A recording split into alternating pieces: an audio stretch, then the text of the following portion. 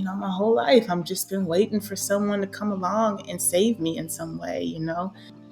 It is so empowering to realize that it's you, boo. That like you can be the one that you need. And I think that part of that is trusting that we can do that. Welcome to The Fostered. Today we have a very, very, very special guest. We have Miss Ashley Larkin, a good friend of mine. She is the head of wellness at True Voice. She is a mother. She is a wife. We're very happy to have you here today on The Fostered. How are you doing today? Thank you, Angel. I'm doing amazing. I'm super excited to be here as well and just to get to chat with you. I'm really excited. I'm a fan of you, Angel. So, Likewise, for sure, likewise. I like to start each interview off by just asking, what is your story? well, man, you just jumped right in. Yeah. um, what is my story? Man, I have so many stories. I think one of the stories I tell to myself about my journey is um, I'm a healer. Mm, And I can look back all the way back to my childhood where I was just looking for ways to make sense of the world, make sense of what was happening in my family. Um, I, I remember as a child just trying to. I was so outspoken. I was mm, so outspoken. I had a lot to say, and I remember not always feeling heard, and so I've gone through my life in different phases, whether that's in relationships that I had in high school, in college, trying to be heard, trying to find that voice for myself.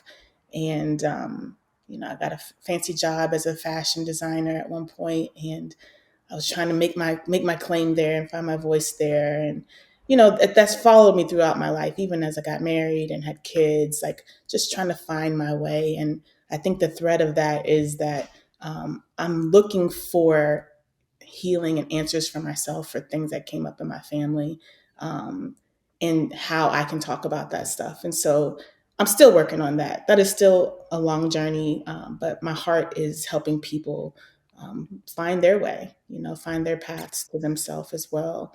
And I love doing that through art. I'm a therapist as well. Yeah, healing is my jam. Is how I like to talk about it, and not just for the sake of healing for the sake of healing. That can be exhausting, but I think on the other side of healing is wanting to show up to life all the way. I want to mm. feel my feelings. I want to taste my food. I want to feel the rain on me. I want to experience all of life. And there's just so many things that have gotten in the way of that. And so, yeah, I've been curious, a long path of curiosity. I love that. Listeners of the pod know like how big I am on curiosity. I don't Mm, think I knew that you were a fashion designer. That is so dope. How yeah. did you That's such a different road to than being a therapist. So like how did you because something that I'm struggling with right now is maybe like the goals I have for myself don't Mhm, necessarily align with where I am now, but like I was so dedicated to that version of myself that I wanted to be like a filmmaker and a videographer and all that. And mhm, not necessarily that I'm abandoning those things, but I think it just looks a little bit more differently for me now. Like I'm really about wellness and similar to you, like healing and making this accessible to women of color, specifically Black women. mhm. But it's been hard for me to let go of that version of myself a little bit. And so how did you make that Mm, pivot? this question is delicious. Um, you know, I'll go back and then I'll come to present day. So, Okay. I started as an artist. My perspective on the world was very much an artist's perspective. I love to create. I still love to create. And in the beginning,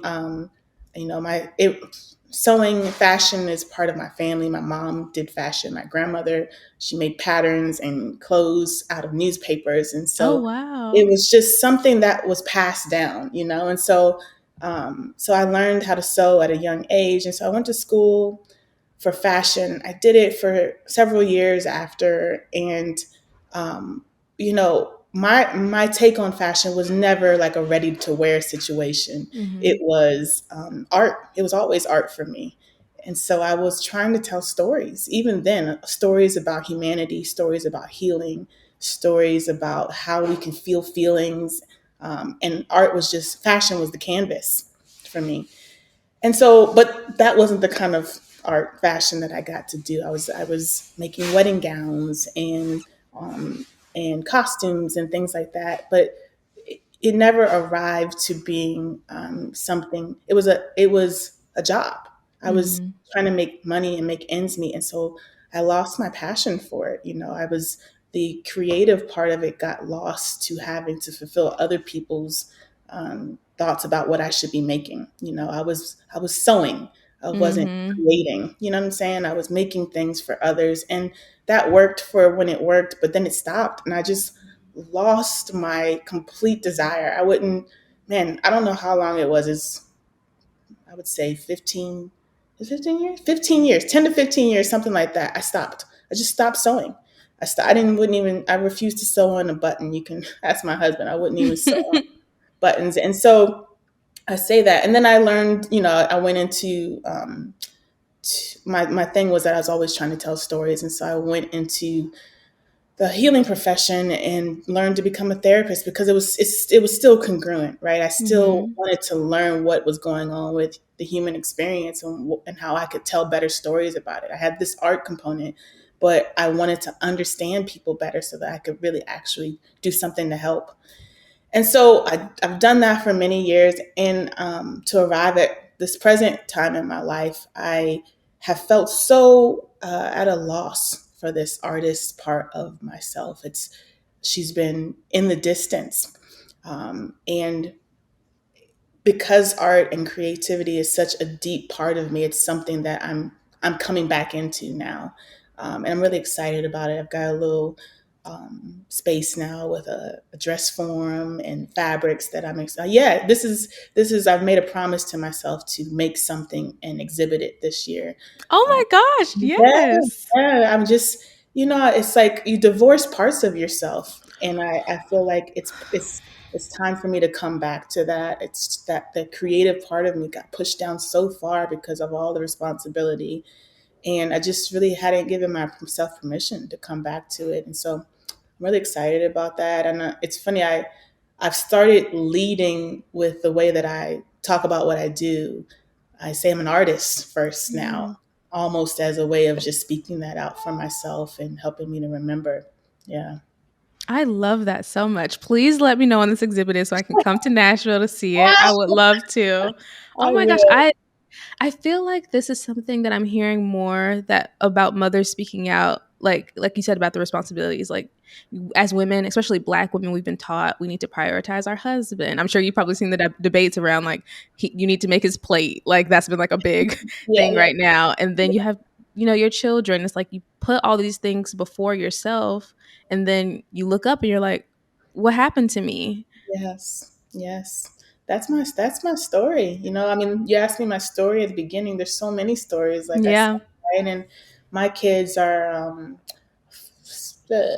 6 and 7, Mm-hmm. about to be 6 and 8, and I'm getting into this sweet spot now where like, oh, they make their breakfast for themselves in the morning. They can do the things for themselves. But I look back on those first several years, and man, like, when my friends get pregnant now and are about to give birth and things like that, I always talk about, you're giving birth to a baby, but you're also giving birth to yourself again, like this Mm-hmm. new you that you don't even know exists. And so for me, it's so much responsibility. Like, parenting is so much for any parent, and it brings up so much. And so I found myself in service to them. I'm a caregiver, right, by my profession, and I was a caregiver at home, and add any other dynamics to that, and the pot was full. We had a pandemic. We're in a pandemic, and um, everything was stirring. And so I had, we can get to this more, but I had my own like personal breaking point somewhere in there, and um, I just wanted to be taken care of. Ooh. I was just just longing to be taken care of. And as a mother, as a Black woman, like that's a thing. That's a Mm-hmm. thing. Like who is going to hold me up? I'm holding up all of these other worlds, but where do I go for um, Mm-hmm. that stuff that I need? And I think that's one of the things I've experienced as a mother. It's like there's this, you wanna talk about how beautiful motherhood is, and it is. It's amazing, but it's also like this mix of grief of who you were, how you could just leave the house and on a dime, all these things that you were accustomed to, and now reacclimating to being this person that someone depends on for their life, and how do you show up for yourself in the midst of all that? That's been the hardest part of this journey. It's like, how do I find time for myself um, with all of the things, the demands that come with this motherhood job? Whew. I feel like this is the conversation I wish I was hearing from more mothers. And like, I get my grandma is always like, when are you having kids? When are you getting married? And I feel like, I'm like, I just want to take my time. I just want to wait. And I think, too, if more people were having this conversation, then maybe it will be more normalized for people wanting to Yes, wait and yes, not have kids immediately because it is such a life adjustment. But I yeah. want to ask you, like, how have you made time for yourself now and how have you been prioritizing yourself? Hmm. Well, this is my thing. This Mhm. is yet another story that I am in the midst of, and it's really the heart of what I love to do in this whole healing thing as well. Um, I let me go back to Okay. I've had a couple phases of this, right? So I spoke of like this breaking point that I had a few years back, and I was in the shower. I have breakthroughs in the shower. I don't know about Girl, me too. The shower is the place. What's your sign again? Pisces. Oh, Pisces, yes. Yes, I was in my habitat. Yeah. And I was in the shower, and I can't remember the specifics of what was happening, but I was in so much pain. My husband had disappointed me in some way. My Mhm. kids, I felt stifled by my kids. It's that feeling I was just trying to paint a picture of, just feeling flooded, and who's going to take care of me? And compound that with childhood and environments that we're in and all of that. And I'm in this space, and I'm just having this moment of like just um, feeling betrayed. Mm. All these other folks that I wanted to take care of me, namely at the time it was my husband, and I was just I was just broken, heartbroken is really the feeling. And I just remember this feeling of like I was weeping, but I kind of girdled myself for the first time that I can remember, and saying, well, if it's not them, then who is it? Who's gonna be there for you? And I had this visual of just taking these reins back for my own life. And it's not something that I'm a therapist, right? I studied this work. I help other people do this, but it's not something that I had taken from here to here from head Mhm. to heart, for myself. And so I had this moment that a song came to me. If I'm quite honest, this is that artist part of myself, my own song, not someone like words. I'm not a singer, but a song came to my heart, and the lyrics were just, I'm picking up the pieces of my joy. And Ooh. so, yeah, and so this, these words just came to me about, I'm picking up the pieces of my joy. They've been scattered and fallen, but I hear them calling. I'm picking up the pieces of my joy. So I start singing this song to myself over and over again. And it just became this inner anthem or mantra for me going on this journey of picking up all these pieces of my life that I felt had been shattered or I felt let down by. And, there's this word that I use now to describe this experience, and I call it, I don't call it, a name for it is sovereignty, right? It's like putting ourselves back at the throne of our lives. realizing that we can be the ones we're looking for, that we can be our own wise friend, that we can reparent ourselves, is how we talk about it in psychology, that I can advocate for myself. And this concept was really new for me at the time. And I remember feeling like, well, man, if it's me, like, what do I like? Mhm. What do I actually want? What am I feeling? It became this viewing of myself again. I was a mother, I was a partner, and there was all these pieces of myself that I had forgotten.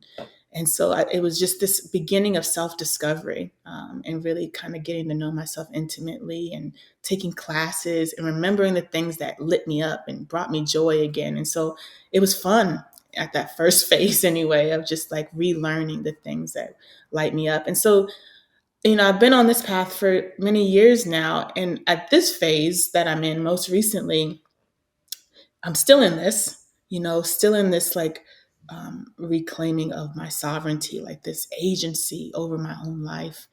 And um, I think some of the things that I've learned in this season are just like how do I make space for myself? How do I, when someone else asks me something that they want me to do and it's really not something in my purview, how do I say no when I mean no? How do I establish boundaries?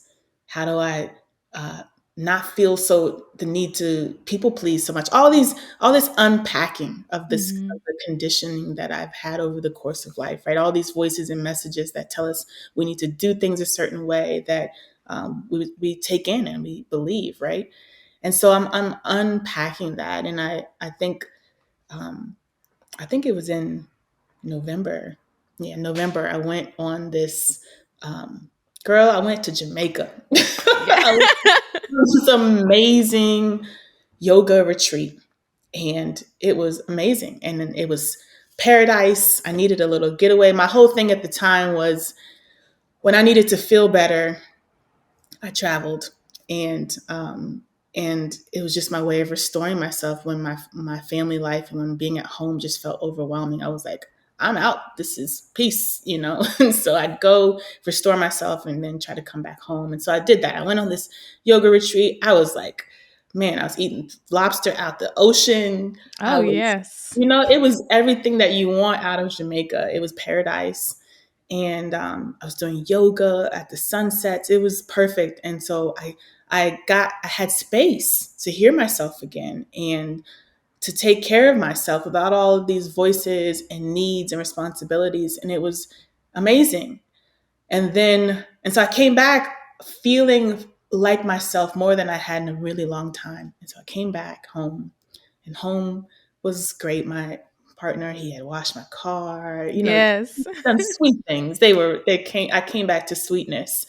But within a day, like, all of the responsibilities came flooding back. My partner and I get in an argument all within a day, and I'm coming back. I'm like, no, nothing's going to affect me the same. I've gathered Mhm. got all that I need. I'm going to make this last for a long time. I'm a new person. Yes, the whole day. And so I remember talking to my therapist. And so a week went on, and I was just so sad and grieved that I couldn't have this experience at home, that this Mhm. experience of feeling like myself could only happen in this faraway land in Jamaica. And I was like, is this what it has to be?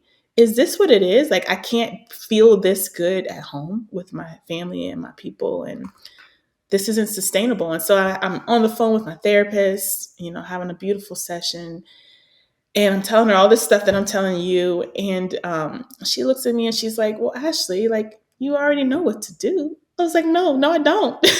And she says, well, your cup got filled in Jamaica. You felt full, you felt an overflow, and you just poured it all out. You gave it, it's gotten poured out to your family and to all the responsibilities that you've come back to. You just need to fill your cup again.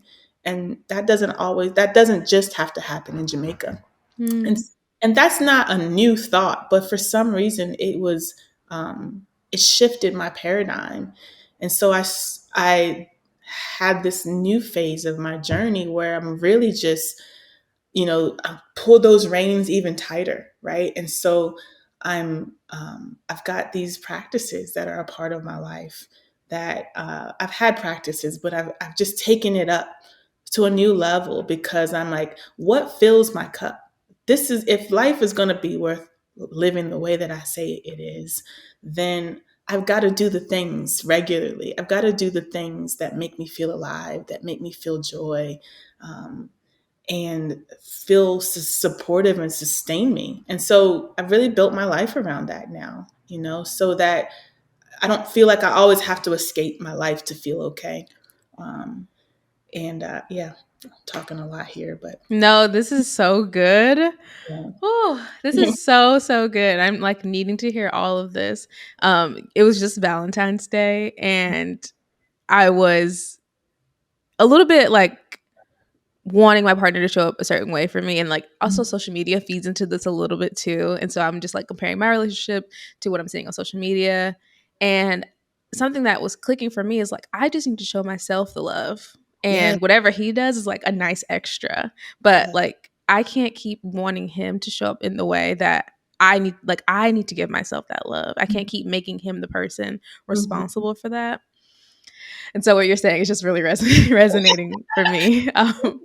Because Oh, yeah, I don't want to have to escape my life and then come back and be, because I did a similar trip and then was hoping to come back and like, I'm not gonna argue, I'm not gonna do any of this, and it's like that's just not realistic. But no, you no. have to create a life that you love within the life you have currently.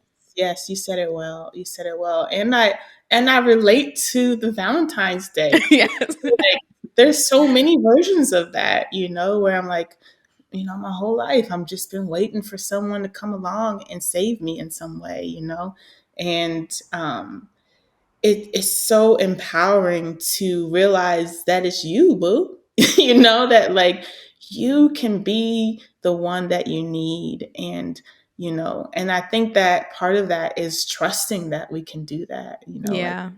one of the things that is I think part of my experience was self neglect and self abandonment. And we all do that in some form, not because of a problem in us, but because of what we experience in society that Hmm. we need to survive this experience that we're having. So there's things about ourselves we end up abandoning to be here and survive it. And so we do the work of coming back to those things that we had to abandon, those pieces. I'm picking up the Hmm. pieces of my joy. I think of that.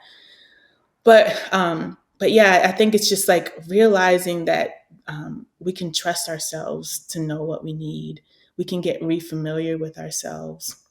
I talk a lot about mindfulness. I work for a meditation and mindfulness experience. And so I just think, there's so much to be aware of, right? Mindfulness is about becoming aware um, of your world and yourself, and there's a lot there. But turning that awareness to ourselves is how we get to learn, that we can trust ourselves to show up. Like I said, I was learning what I loved again. Like, oh, I actually like to do this. Oh, you know what, a dream of mine is to do this. My values are this.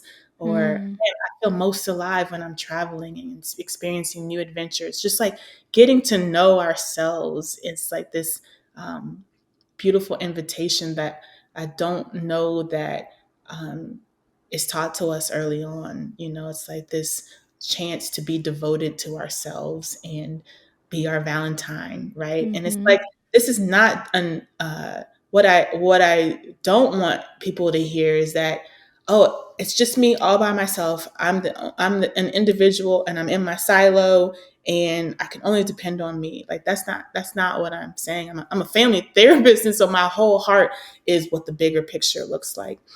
And so, but I do think that when we get the chance to do that, show up for ourselves, then I can be in relationship with my partner without all of these expectations on him. I just get to love Hmm. him. I get to say, oh, I enjoy your company. Like this year, I honestly didn't have any Valentine expectations because of a lot of reasons, but I've been in your shoes for most years on Valentine's Day. But this year I was like, I feel good. I'm taking care of myself. I'm showing my self love on a regular basis. And so it's only a bonus when he, does something kind like that. And so there were some kind gestures, and it's nice. It just got to be what it was, right? But there's no Mhm. pressure on it to, um, for him to be the things that I need to feel good. Like I get to do that. I get to be a participant in that. I love that.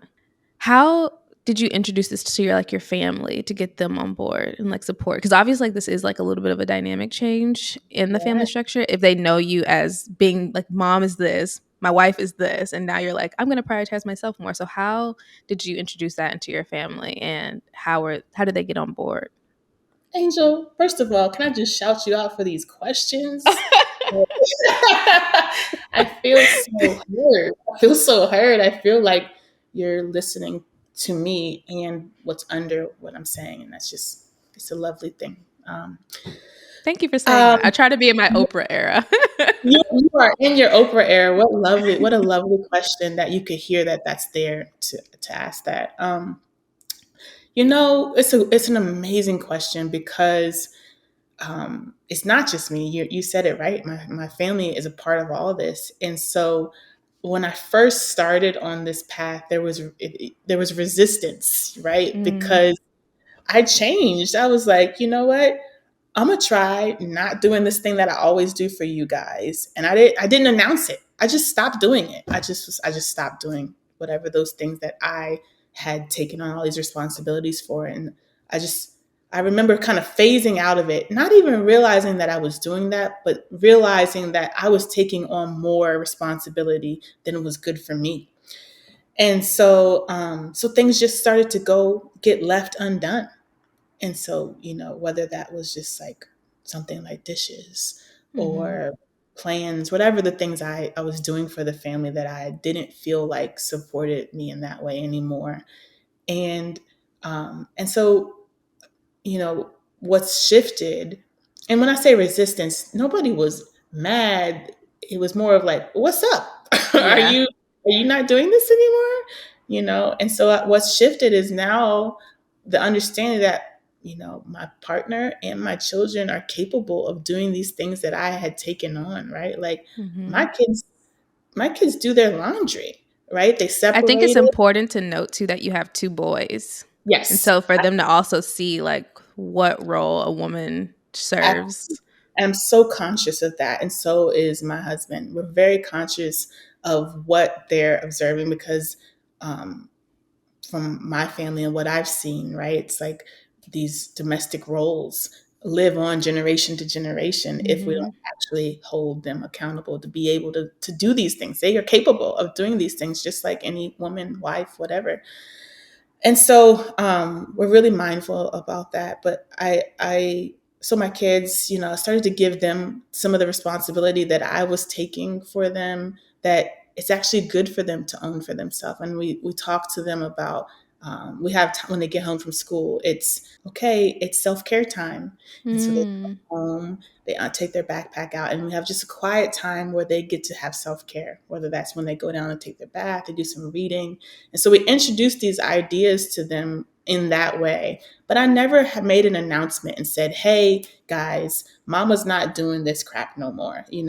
When times do and did get to be too much, that's when I would just um, take the liberty to take a trip. I did restorative things for myself, or I'd take a class. I had this thing where I felt like I was waiting for my husband to give me permission to Mm. go do something fun for myself. I wanted him to say, hey, babe, you worked so hard. Why don't you go take a night for yourself? And I would watch him do it. And I was like, well, he just go when he wants to go. What? I was gonna say Shabazz does whatever he wants to do, it seems like. He's doing his thing. He's doing his thing.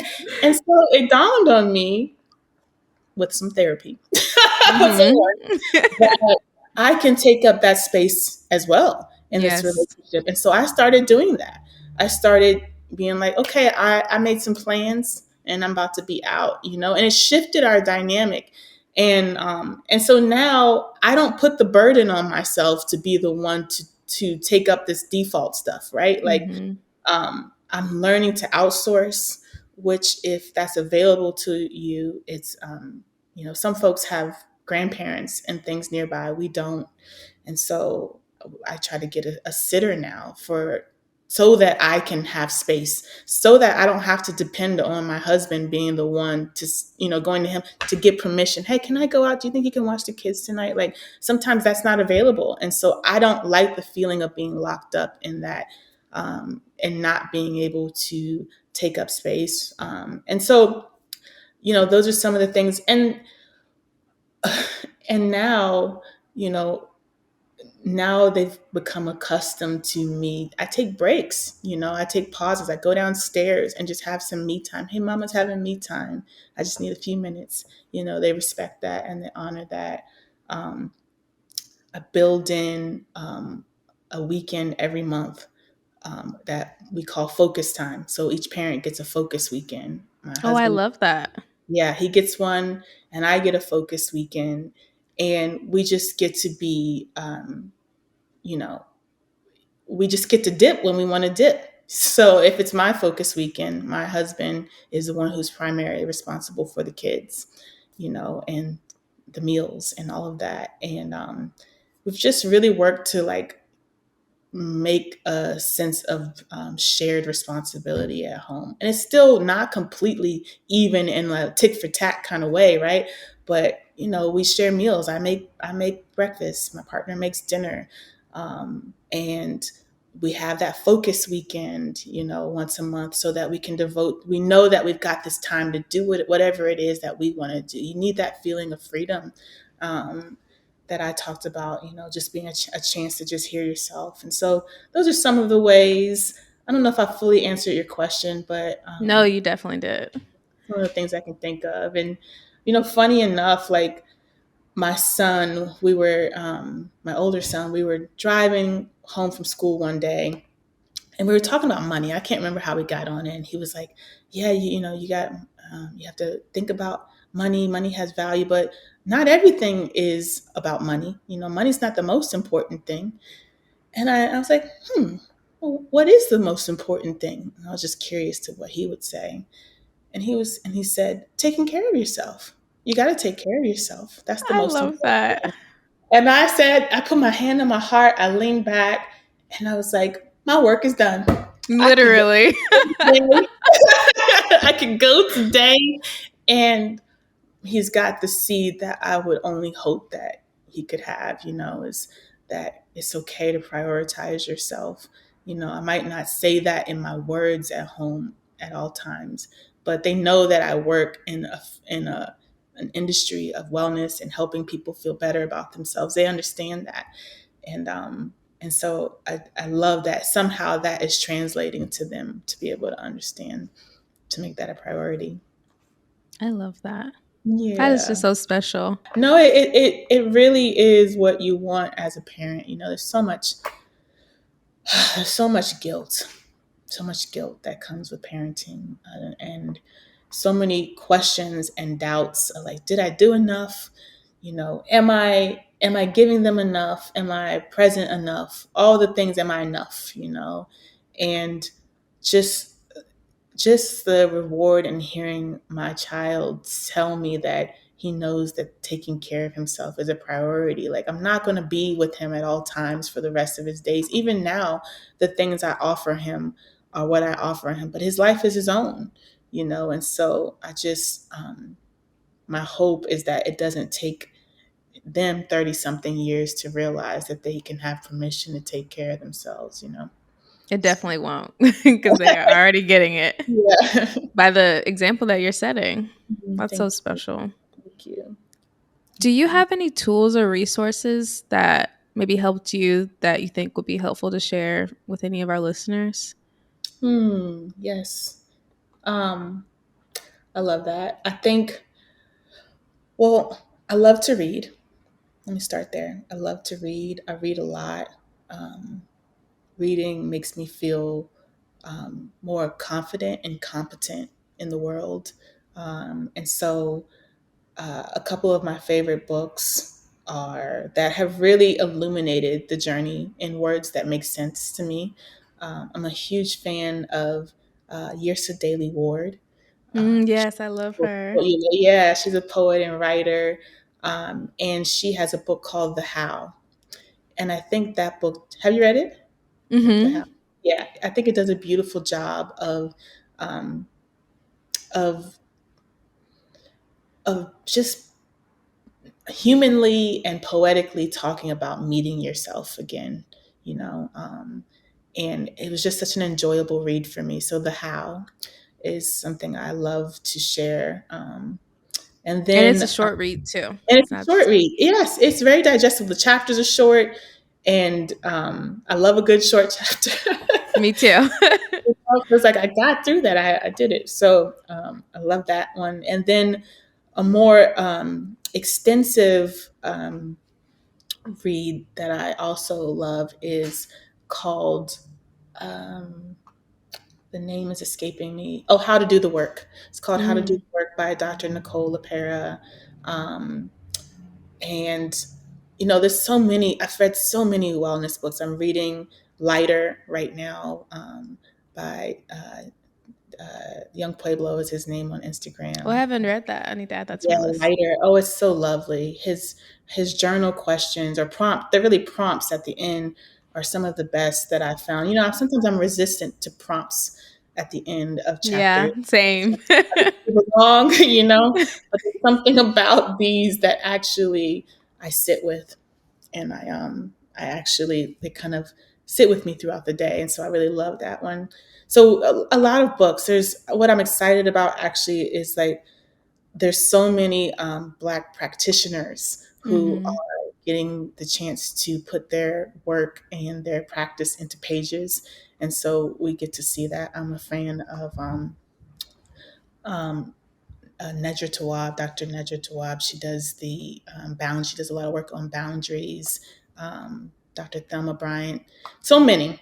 There's so Yeah, many I that. haven't heard of these people. I'm gonna have to add Yeah, those to the oh man, list too. there's some great ones. And so there's this. It's really exciting that all of these Black practitioners are kind of retelling the story of how we do this work. Hmm.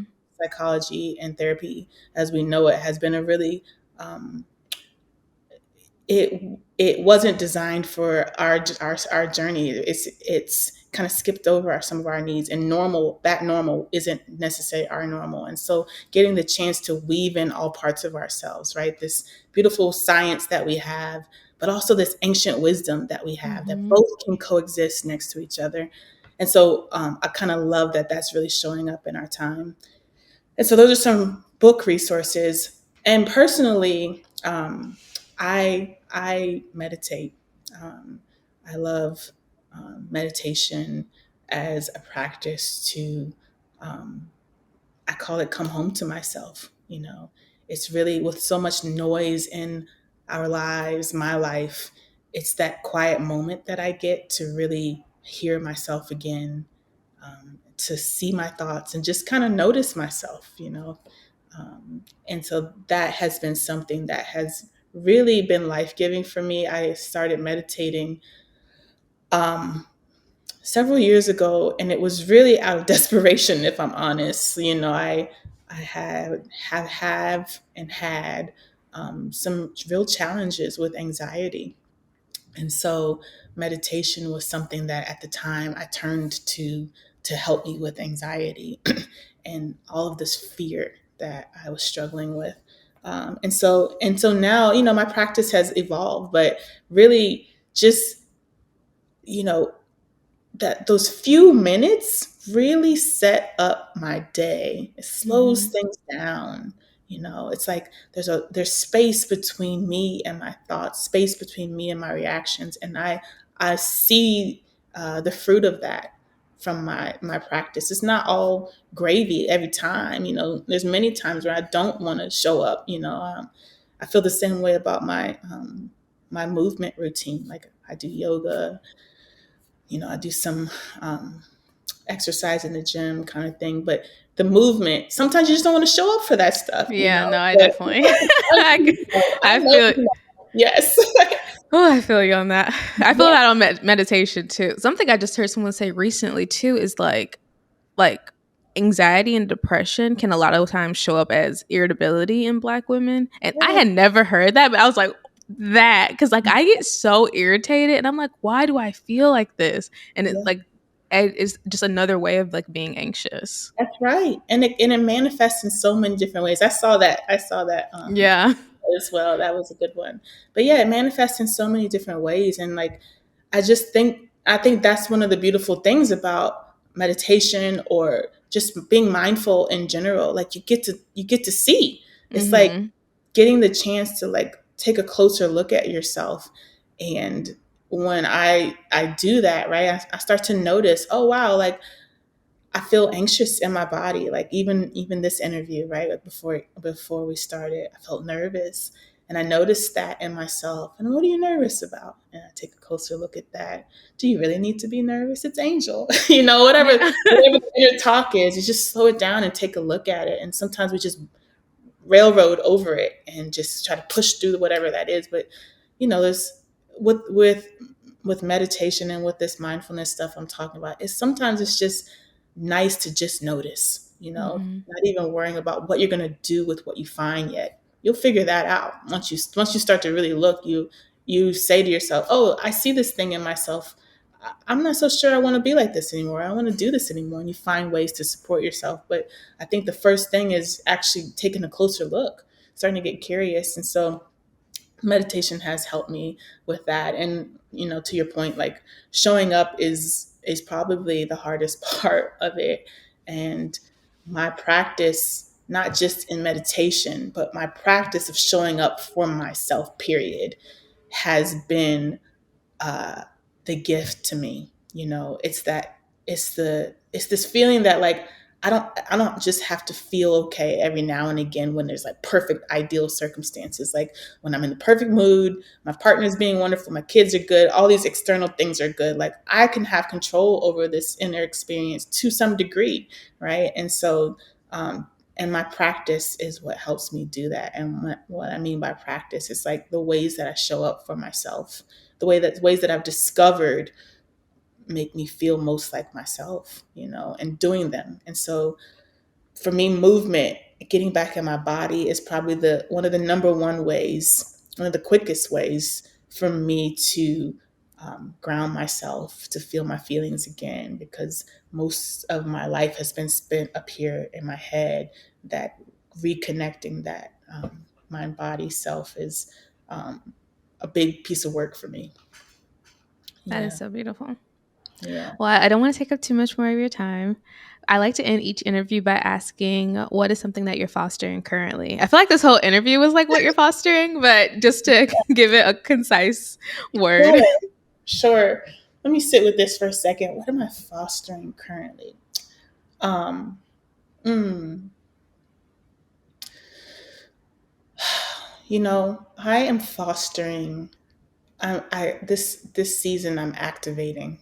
I'm like there's things that I have dreamed of for myself that I said one day I'll do this. One day I'll be an artist. One day I'll have time again to get my health together. One day there'll be more time and space, like in the future. And something in me, in this taking the reins of my life again, is like, no, let's do it. Let's go for it, boo. Let's get it. And so um, I am making space for myself. I'm fostering space to activate in these ways that I say that I want to be and show up in the world.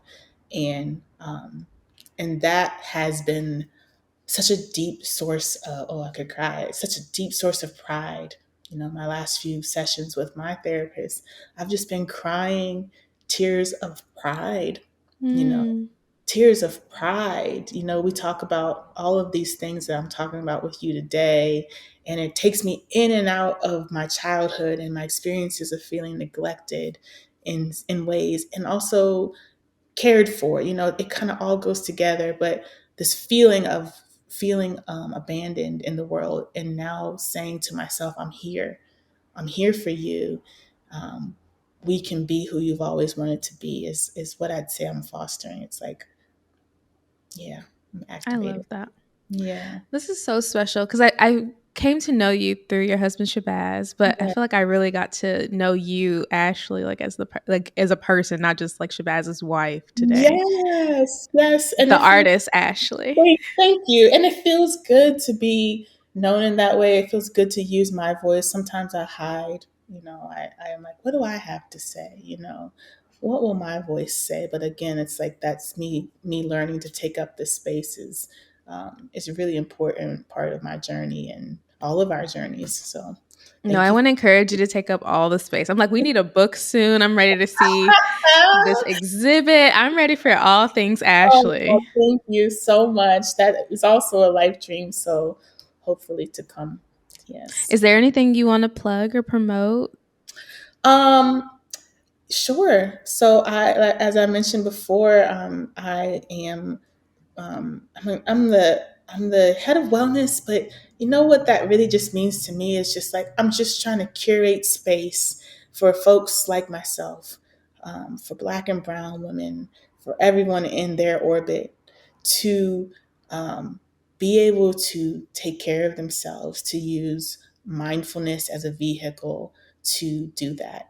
And so, and to not feel alone in doing that. So, True Voice is the app that I am a part of, and we're just making space for individuals and for us to do it together as a community to learn how to take care of ourselves and use mindfulness and meditation as a vehicle.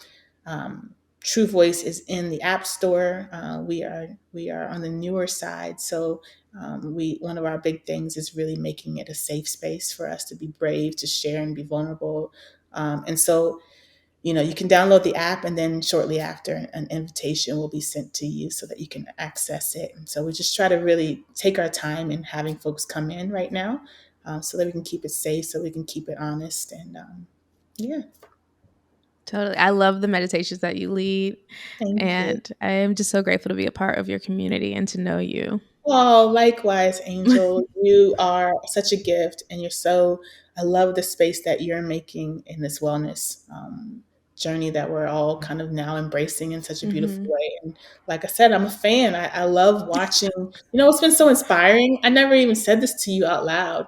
Is seeing your devotion to your practice of taking care of yourself. You do such a beautiful job of showing us what that looks like seeing you wake up at 5 or 6 or whatever. Not today. However it is, it doesn't have to be every day, but Yeah. just seeing you show us how you show up for yourself is encouraging. It's like, oh yeah, I can do that for myself. And so I just love watching your journey in that way. I love that you share that with us and that you are like just carving out this really beautiful place to be curious about how we can all do that in our own ways, without all of the what's the word technical fanciness. Yeah. There's a pure curiosity of your own, and you're on it. So Thank thank you you. for saying that. You're going to make me get emotional now. Oh. Thank you so much for listening to my episode with Ashley. I don't know about y'all, but I just got so much out of that. Like, I just, even though I'm not a mother or a wife, I just can relate to what she was saying so deeply. And I'm just so grateful to her for making the time. Like she said, if you want to join the True Voice community, it is a safe community. So it's something to be really respectful of. But I personally love being a part of that community, and it's super easy to download. You just go to the App Store, and like she said, they'll send you an invitation. If you feel like you got a lot of value out of this and you think someone else might, please share this with a friend or a mother, a wife, just anyone. I mean, even men too. I feel like this will be a good one for men to listen to as well. So yeah, please share it because it really helps our podcast grow. It helps us find new listeners. Also, if you really love this, please show it some love by giving it 5 stars, rating and reviewing it. It just means so much to me when y'all do that. All right, I hope y'all have a good week, and I'll see you in the next episode. Bye.